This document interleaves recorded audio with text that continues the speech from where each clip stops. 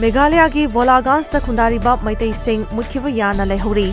Chahi kayagi mamangdagi khundaduna leiraklaba Maitai Furup Singh Meghalaya State ki lengakna matam sangna miraibiduna lakpadagi ngasidi mafam asidagi mutkiba yabagi akiba leire.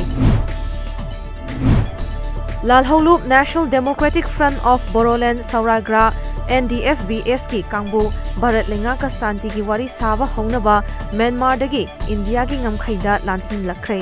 Makhoibu army na kana khangdaba mafam amada section na senaduna thamkhre athubada Delhi da chatlagani.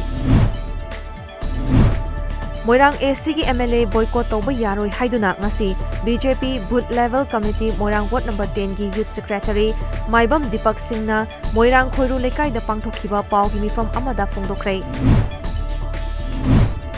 Inner Manipur ki MP Dr. R.K. Ranjan amadi BJP Thobal Mandal anina kusamnaduna ngasi Thobal Bazar da Citizenship Amendment Act CAA bu sagatpa uttuna miyam ki oiba khongchat ama chatkrai.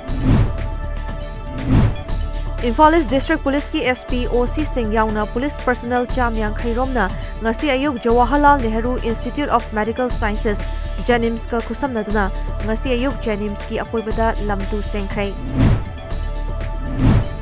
Korea da base over Jimmy Boki product sing suna fangba showroom ama ngasi Moirang AC ki MLA P Sarachandrana Thamiban DM College Road da hangdokrai. Showroom aduda nongmagi changdaba yadaba polam singdagi hauna cosmetic item yauna Firo Singh fanglagani. World ranking da ahum shubada leiriba Manipur ki badminton sanaroi Mairaba Luwangna President Cup Nepal Junior International Series loba ngamkhrai.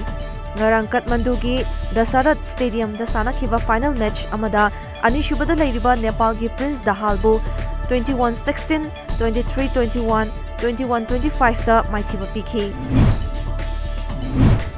Guwahati da chathariba ahumlak shuba Hello India Youth Games da Manipurna judo masana da gold ama amadi bronze mari puna medal manga fangduna medal tally gi 15 shuba rank da leiba ngamkhrai.